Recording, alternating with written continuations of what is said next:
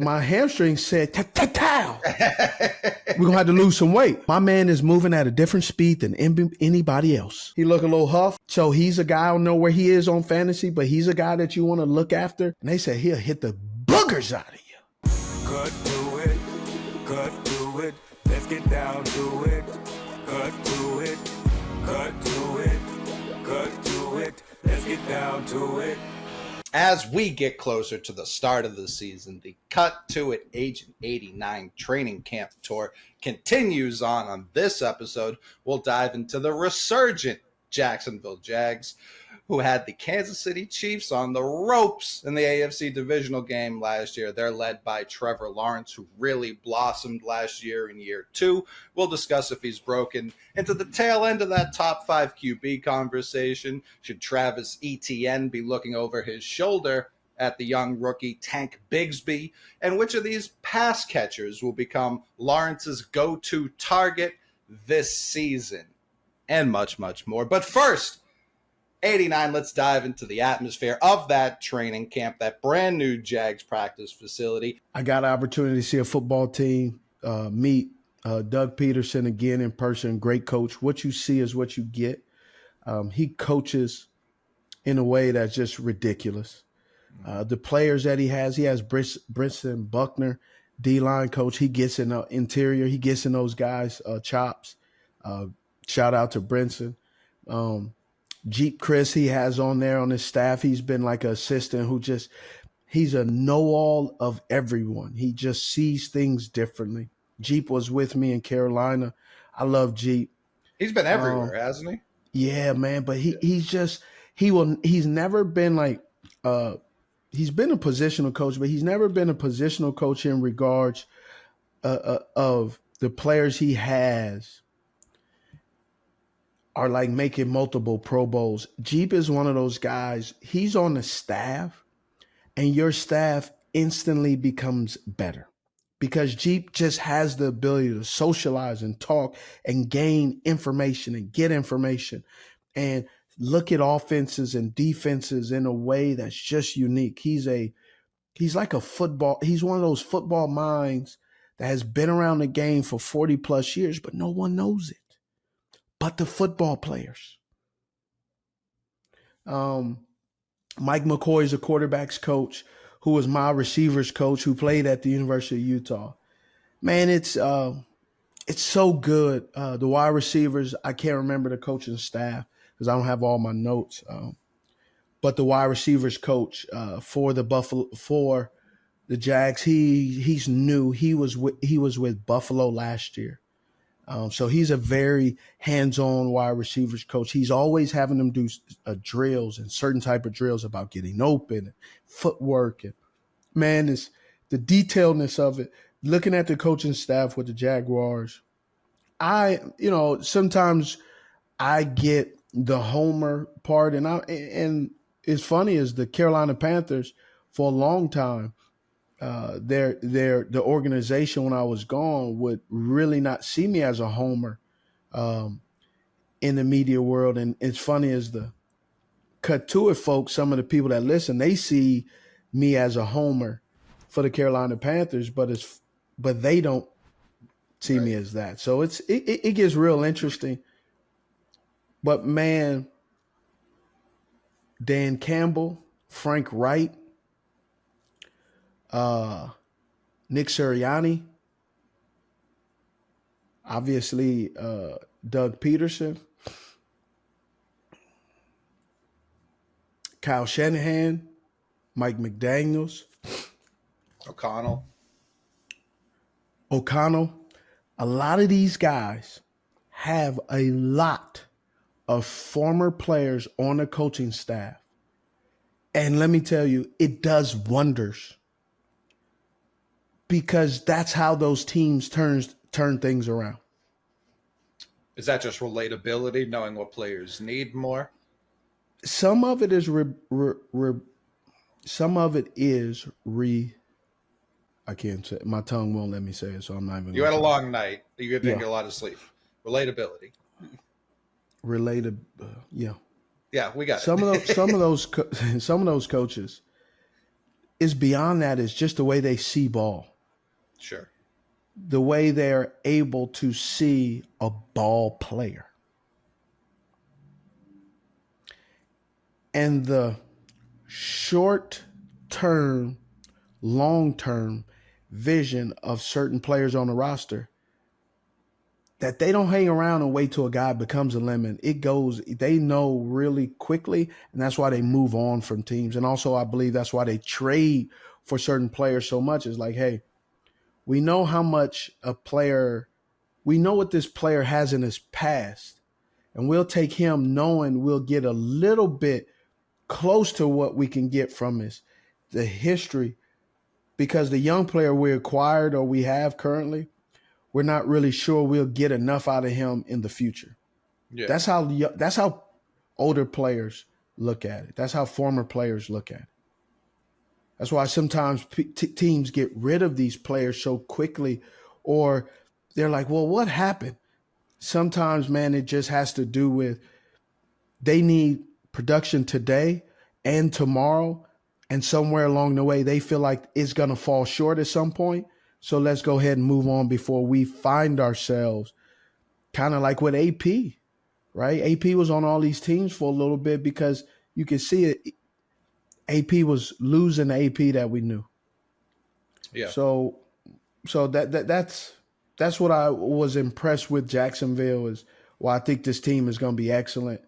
Trent Baalke and Doug Peterson really have a handle on what they want. Like, I was told Doug does the offense, Caldwell does the defense. Like, it's not he's micromanaging. It is literally just like that.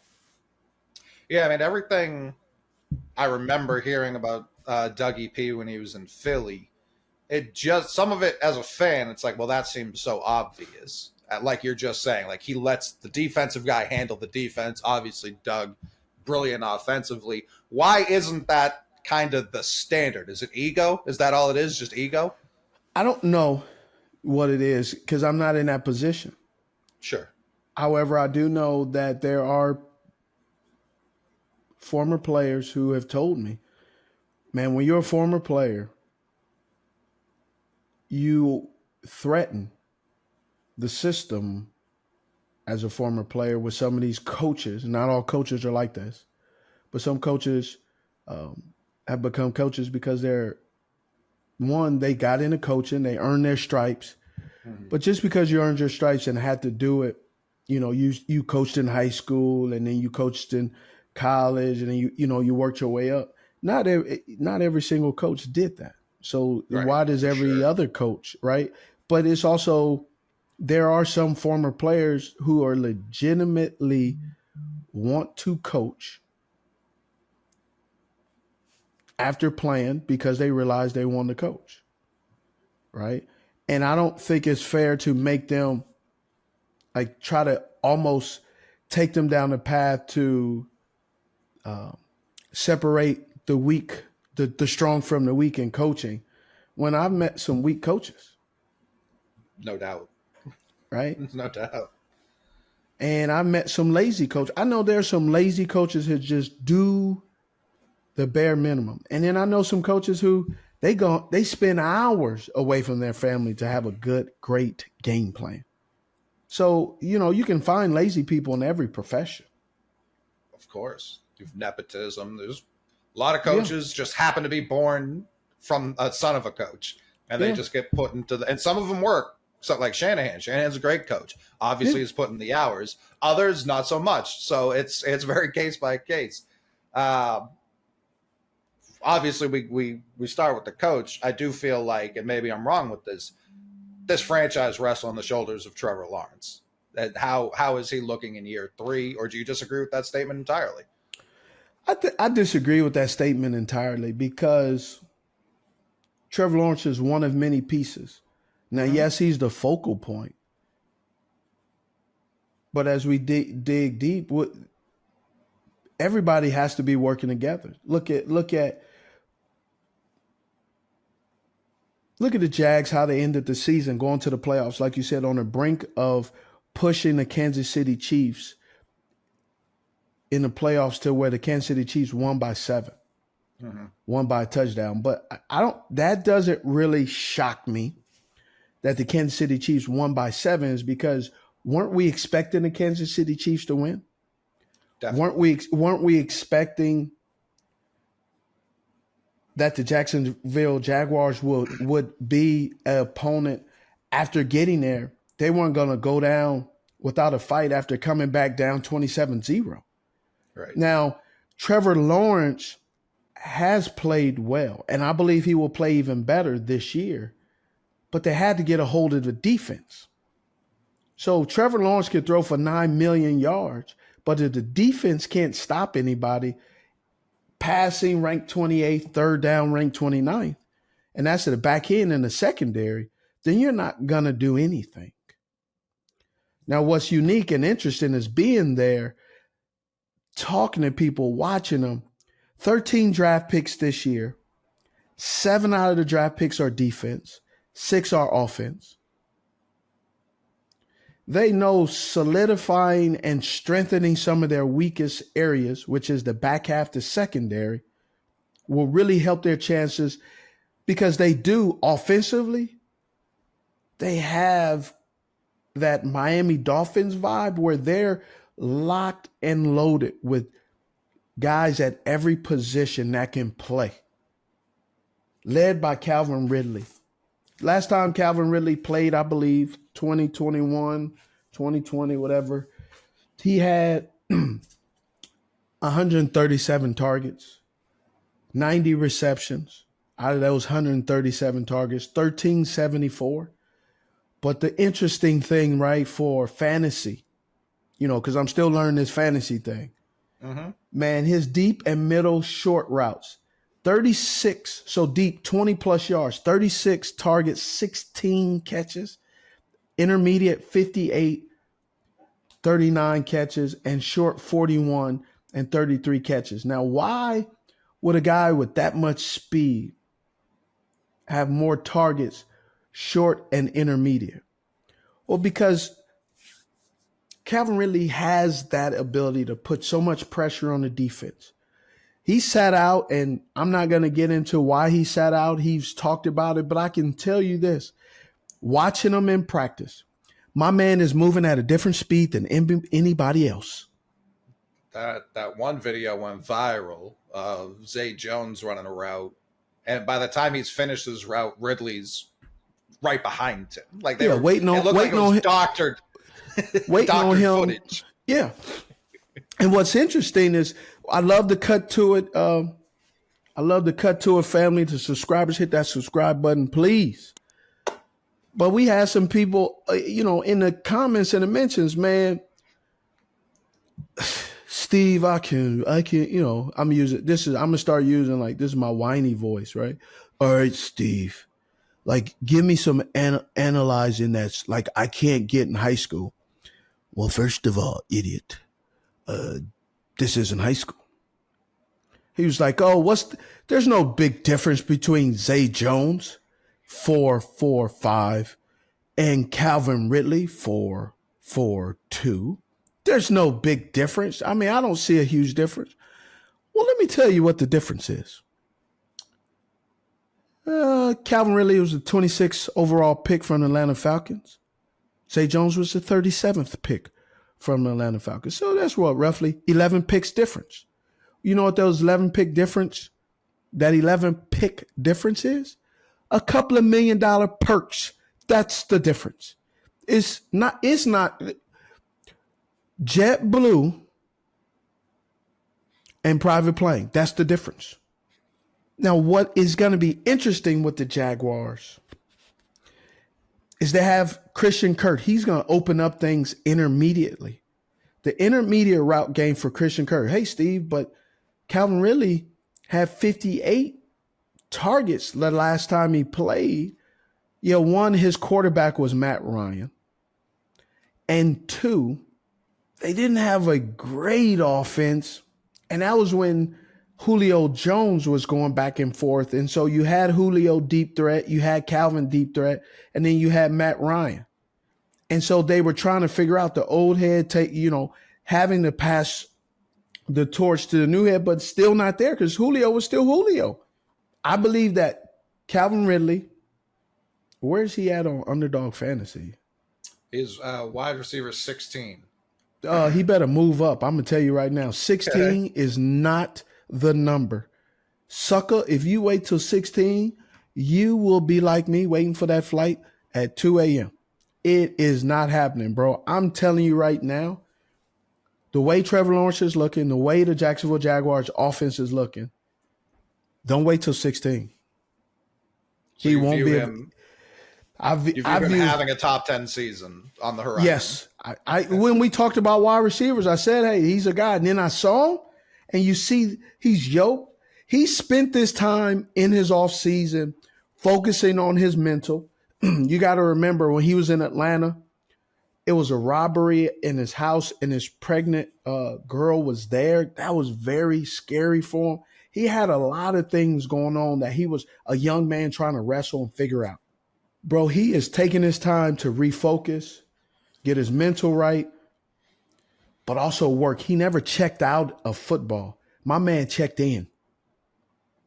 I think he added about 5 to 6, 7 pounds that will stick.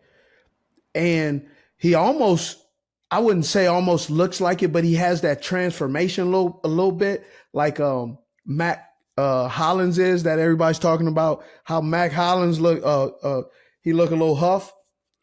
Man, when this is their profession, that's what you do. When I was drafted, I was 167. Heading into my second year, I got a full off season. Bro, I got up to like 180, 190. I was feeling good. That was the first time I actually really lift a full, year and a half, 2 complete off seasons. Man, there was at one point I had to take the weight off, but I felt so strong. Yeah. But my body was like, hey, you 5'9", right? This is a bit much. Yeah, this is a bit much. No, I think I'm good. Checking in. No, my hamstring said, "Ta-ta-ta." We're gonna have to lose some weight. No, I don't think. Oh, okay, yeah, we'll lose some weight. Ridley too, pre-suspension was injured, so I'm not gonna say it's a blessing he was suspended, but a lot of guys, because the NFL schedule is so demanding, so grueling, his body probably needed that extra time to fully recover. Yeah, I agree. So there are plenty of guys who'd be in that situation who would just take a year off, wouldn't be locked into football mode. Yep. So it's a credit to him to showing up, being ready, because it wasn't a sure thing that he was going to be cleared, ready to go. So he had to be ready for whenever the NFL was going to say go, and he was. So I'm excited to watch him this year, and I'm excited to watch Christian Kirk. Obviously, he played the majority of his career as a second, third option in Arizona. Let's hear it. Christian was like, hey, did the episode drop? I said, yeah, dog. He said, man, y'all didn't tag me. I didn't see it. So on my Instagram and social media, that's what we're talking about. That was the first thing he went up to me. Hey, big dog, y'all run my episode? I said, yes. He was like, oh, my bad. I'll look it up. So that was super dope. Yeah, that is awesome. He was great. People who didn't watch that, who's watching this, go back and watch it. Yeah, it was dope. We'll link it below. So let's just hit these wide receivers, man. I was gonna say Kirk's wide receiver 27 right now. Move him up. Part of I think a great strategy for fantasy. A lot of people like to stack. That's where you get multiple I remember you telling me that. Team. Yes. I think the Jaguars stack, especially when you look at, let's be honest, AFC South, not a very terrifying division. People aren't staying up at night going, oh no, the AFC South. That's not what's happening. So you talked about their defense elevating them to a Super Bowl level. I agree with that. In terms of just running the AFC South, that's where I think it's on Trevor Lawrence's shoulders. If this offense shows up, they should sleepwalk to this division title. No, they can't sleepwalk, bro, because they do have the easiest, they have the 10th easiest strength of schedule. But the strength of schedule and it being easy isn't necessarily their fault, right? When you go down in there, so for week 1 they're playing the Colts. So we don't know how the Colts going to be. Kansas City Chiefs. We know the Houston Texans, their defense is a monster, right? We don't know how many points they're going to score. They have 12 wide receivers on the roster, right?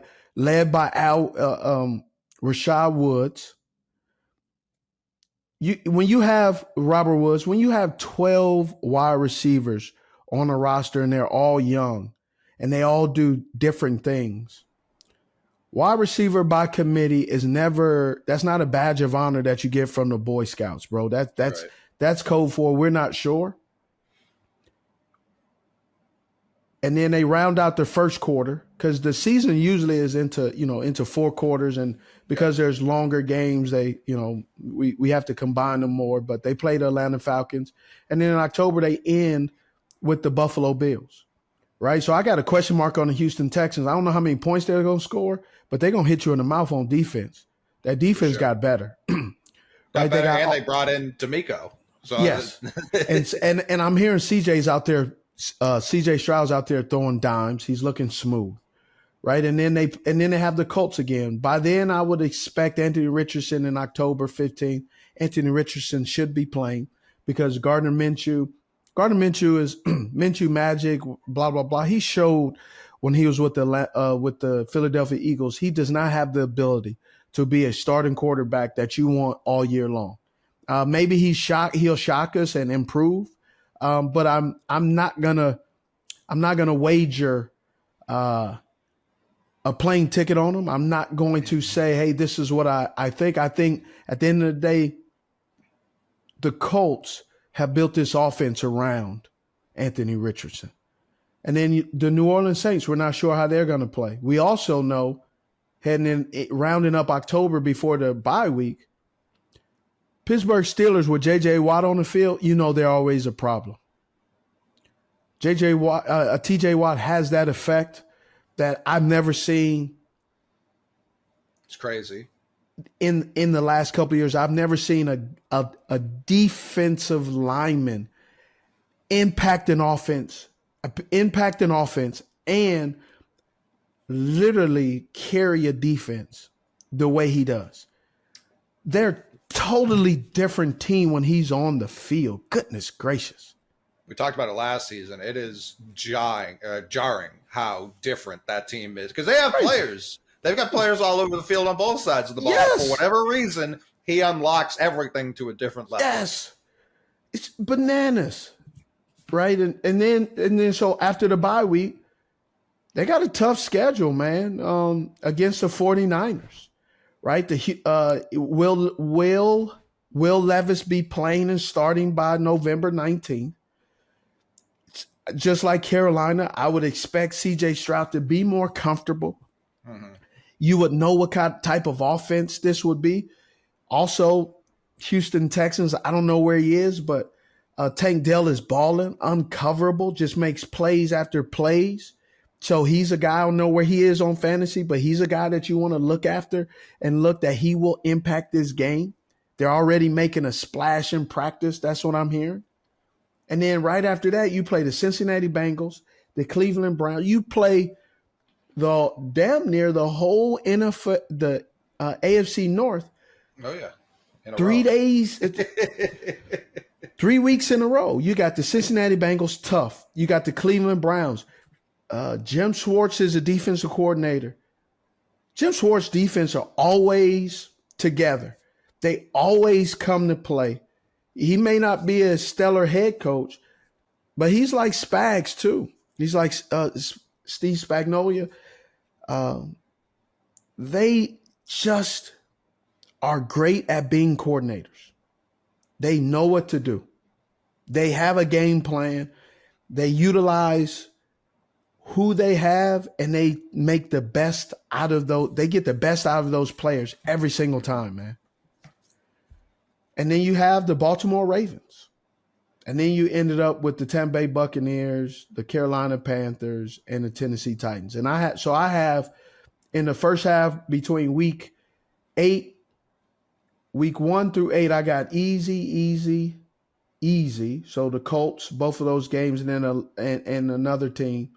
And then I got rounded out with question marks, but ending with tough. And then you start week 10 through 18, and I got tough. Between Tennessee and Houston, I got 50-50. And then obviously 13, 14, and 15, I got tough. And then 16, 17, and 18, I got 50-50, meaning my 50-50 is it could go either way. They could beat the team, or you can go, man, who is this team? Meaning their opponent. Because we don't know how good or bad the Carolina Panthers will actually be. No matter what I'm saying, no matter how many practices I've observed, you just don't know what kind of game plan and how much good execution you will get out of these teams. It hadn't really clicked for me that Carolina had the AFC South on the schedule this year. Do they have it has for me. I've just been avoiding it. Well, do they have an advantage because Reich's been in that division for the last couple of years, or because there's been so much turnover it really doesn't matter?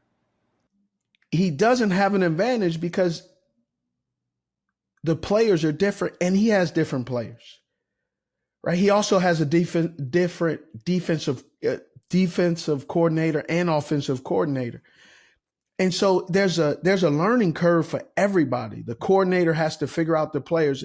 And then also, you know what I love too? This is a little side, is I love when I call my shot. Right? I talked about the Carolina Panthers in the 2 episodes before. We're talking about the defense and talking about Gross Matos and Marquise Haynes. And then lo and behold, right, several hours before, they signed Justin Houston, because I said, hey, situational football players. And then bang, what do they do? Get one of the best. Yeah. And that goes with, because his history is worth taking a flyer on, because the future with these other 2 guys, they just aren't sure. I think Marquise Haynes will be the situational guy, and I can see Gross Matos probably maybe slipping, being cut possibly. I can see that. Just because you got to pick one of these guys. You got Tuttle, he's a guy that can impact. You got Williams. You got to have the interior guys who can push, clog up the middle, and then 3-4 the edge guys get around the edge to collapse that pocket, keep your quarterback contained. And if you got a guy who just isn't showing it, I think with this coaching staff, any coaching staff, you move forward. You move on. And now you talked about the defense in Jacksonville being what can elevate this team from just competing in the division to competing with everybody. Is enough focus on the offensive line in Jacksonville, because they've had some turnover. They lost Juwan Taylor to Kansas City. They lost with Cam Robinson. He was suspended. So they've got a lot of youth on there. I mean, Brandon Sharp's been in the league forever, but they've got a lot of youth across the rest of this offensive line. Considering how important Trevor Lawrence is, and considering Doug Peterson does like to run the ball as much as he likes to chuck it, is this the most important unit to this team? It is the most important unit to this team. I mean, offense and defense, the trenches are always the most important, because the trenches helps and improves a good, a bad, or medium secondary. And it also improves a good running game. Yeah. And I believe because of that also is why they got Tank Bigsby, is because, bro, I watch ETN and I'm just not sure. ETN has that same running style that I've seen out of Pacheco. Is he can't see the hole, bro. In my humble professional opinion, he just doesn't see the hole. And I think part of that has to do with he was at Clemson and they were such a good team. He didn't necessarily have to read the hole. In this type of offense with Doug Peterson and a lot of these running backs in this kind of this wide zone scheme, you got to be able to. ETN can put his foot and get going. He puts his foot in the ground and goes uphill. The problem is sometimes he's running uphill into a hit, like Pacheco. Pacheco is a bowling ball. But right, the difference is Pacheco doesn't want the hole. He wants to make the hole himself. Yes, I don't think ETN wants that. No, but see, that's the problem. That's why running backs shelf life, because it's not many car crashes, bro. It's the jaws of life car crashes every single play. Right? I mean, Pacheco was doing it at the parade, at the Super Bowl parade. He was, bro. I mean, you see him like he gallops, he runs so he's just like, it's like, bro, like he makes Honey Badger look like nothing. Docile, just honey. Looks like honey. Right, but hey, so here's the thing, though. You talk about this defense. I can go on this defense. Man, there's a kid, Antonio Johnson from Texas A&M. Okay. Man, he's an active defensive player. He played at Texas A&M. He played in the nickel. He played at safety. He played at corner. He's a willing tackler. He got an edge to him. Bro, he could play. And they said he'll hit the boogers out of you. Always good. Now, last year, they had the number 1 overall pick. They took Trayvon Walker, much maligned pick at the time. I was a fan of it just because I believe in taking talent from talented universities like Georgia. How do they let him take the right step? Because even though it was a different coaching staff, they kind of did a similar thing with defensive Josh Allen. Yes. Where they had him playing outside linebacker. They had him playing D-end. And they didn't really know until last year where it all clicked. Are they kind of doing the same thing with Trayvon, or are they like this year? Bro, that is a fantastic question. I'm going to show you my notes. So I have the Jaguars depth chart. And where is it? Right here. Where's my camera? Right there. See that? What does that word say right there? It's impossible to read. Wow. W, wow. I see that one. Okay. Wow. That's how he looked in practice, and that's all I needed to write. That's all I needed to write as the cue in my head when you asked me, how's he looking? And then at the bottom, I wrote what wow meant. Blowing, pause, by people on a consistent basis. So at one point, the D-line coach, Walker and Josh Allen, when they were rushing doing one-on-ones, one of the D-line coach said, it's just too easy. He said that to the offensive line and offensive line coach as if he was ordering a drink at Starbucks. Let me get a oat milk frap cap, grande milk, whatever. He said, just too easy. Javon Walker and Josh Allen are balling. Now, there has been, so let me explain something to you that maybe you guys already know, and that's fine if you already know it. So I'm just repeating myself for some of the other people. The league is changing and moving to a 3-4. Do you know why? Because there's more passing in the NFL. Yes.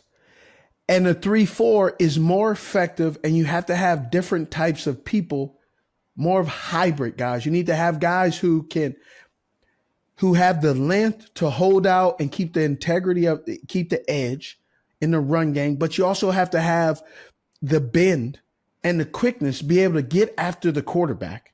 And most of the time they're throwing the football like you stated. 4-3 is more of a traditional clog the middle, stop the run game. Well, there's only really a few teams that are primarily running a football like that. And those teams now are also changing a little bit and having to adapt, like the Tennessee Titans. Josh Allen, Trayvon Walker, Brandon Lloyd, all these guys, Devin Lloyd, all these guys are trying to figure out what this defense is. This is their second year in this defense. Also, Devin Lloyd, his second year in the league. So now he's thinking less. And when I'm saying thinking less, normally the offense is always significantly behind the defense in the first couple of days, the first week, because on defense, see ball, hit ball. You react. A wide receiver, tight end goes in motion. They re-identify right. He's off to the right. So you'll have a diagram. Let's break it down. You got the center. You got 11 players. Tight end on the right. Z wide receiver on the right. X wide receiver or possibly F. And that's strength for the defense. That would be left. Tight end steps off the line. They shift. Wide receiver X gets on. Tight end goes across their formation. They have to re-identify. The defense has to re-identify the offense. And whatever they have in the back half and the secondary, most likely it's not going to be too much adjustments because they had 3 wide receivers. So that's already a 3 wide receiver set. So they're probably already going to have a nickel back, right? So which means they're going to remove possibly one of the linebackers.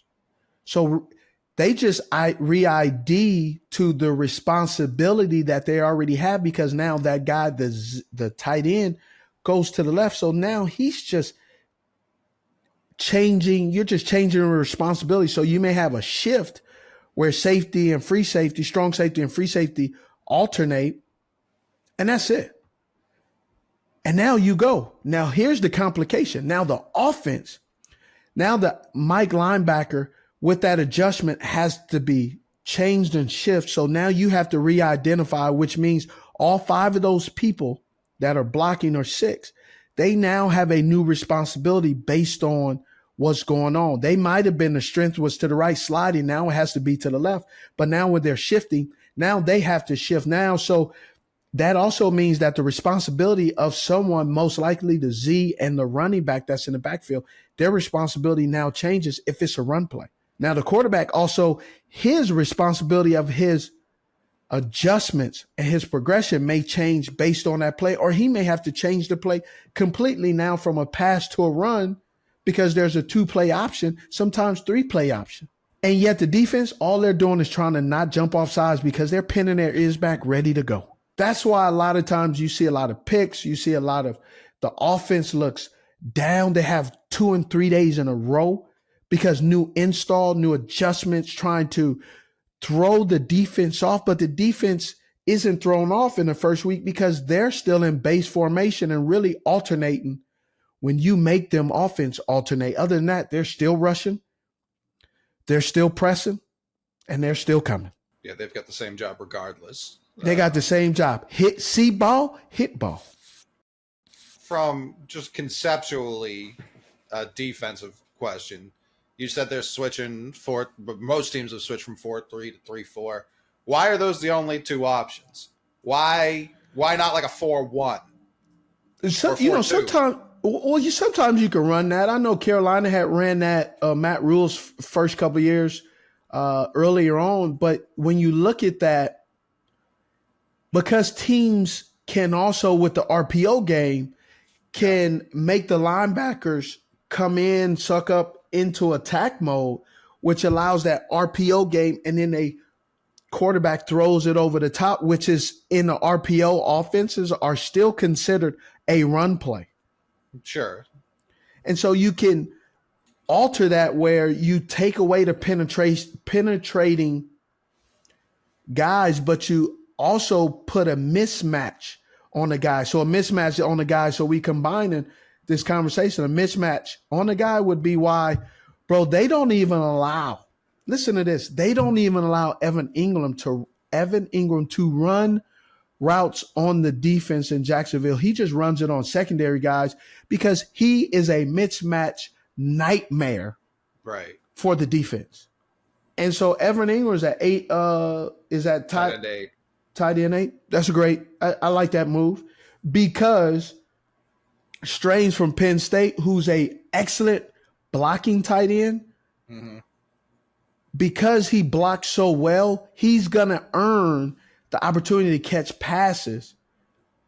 Kind of like you look at Doug Peterson's offense when they had Zach Ertz and Dallas Goedert. Yeah. And eventually what happened to Zach? He got shipped off because Dallas Goedert is the guy. Mm-hmm. I don't expect that to happen here, but they like that two-man punch combination. And then you have Christian Kirk. You got Zay Jones. And now you have this two-headed monster with Tank Bigsby. Tank Bigsby is balling, bro. He took a 70-yard, I think, a pass or run in practice. I was watching it. It was a track meet, except there was no meet. It was just track. Bro, it's ridiculous. I saw at one point, Josh Allen was like, dang it. It was because it was just a natural reaction like, man, this dude can ball. Now, Evan Ingram came into the league, first-round pick out of Ole Miss, came into the league, set it on fire. It was good instantly, and then was not the rest of his And you know Giants what career. happened? Here's what happened. Okay. Joe Judd, they tried to make him into a blocking tight end. He's a receiving tight end. That's who he is. Okay. So there's no – you don't think last year was a fluke? I don't either, but I'm asking you. No, there wasn't a fluke. What last year showed is when you get with the right coaching staff and they put you in a good position, you can thrive. Right. Yeah. There's a lot of players across the league that are square pegs trying to be shoved into round holes. Yes, I believe Hayden Hurst was that guy. Hayden Hurst, I thought, played well with Cincinnati. Mm-hmm. Hayden Hurst has been replaced every place he's been because, Mark Andrews, baller. Right. Then he goes to Atlanta. That wasn't a great fit for him, but that's who he was traded to. He didn't get to pick that trade. Oh, no. And Atlanta was going through a transitional phase. Even yes, if they were. When they made the trade, they were. And now he's in Carolina after, I think, a pretty good year in Cincinnati. I think he's going to play well because Frank, in this offense, Frank, with Kansas City, with the Eagles, with the Colts, he knows how to get the best out of route runners. And Hayden Hurst knows how to run routes. I think teams probably also gave up on Hayden because I think he was 26 when he came into the league. He played some minor league baseball. He was he was on a team for minor league baseball. We're actually doing a 360 on it. It's a remarkable, NFL 360. Man, it's a remarkable story of how he's been and what he did, his mental health. Bro, it's dope, man. I had no idea what he went through and how the Hayden Hurst you see and what he went through as a young kid and success in baseball. Bro, it was dope. It's really dope, man. It's a story. It's a, hey, my allergies are acting up kind of story, right? I was going to say, outside of when players get drafted, I think he was a first-round pick. The Ravens took him before Lamar. Outside of like those facts you learned during the draft process, I don't know that I've ever heard him speak. So I'm very interested to learn that story. It's a dope story, bro. He was a pitcher. Oh yeah. What I'm excited about the Jaguars is just the possibility. And one of the other key guys that they told me on defense, Tyson Campbell. They said, be aware of Tyson Campbell. He can ball, bro. Really had his coming out party last year. Yeah. Kind of established. Well, he ain't coming out. He ain't coming out. He's taking names and taking wideouts. Overall, I would say I walked away from the Jacksonville Jaguars saying this. If you have an opportunity to get some offensive players for the Jacksonville Jaguars, Tank Bigsby, two-headed monster with ETN, I believe ETN will eventually I think his contract's going to come up, his fifth-year option, and I would say they're going to split carries, and eventually I would expect Tank Bigsby to be the feature back at some point in the near future.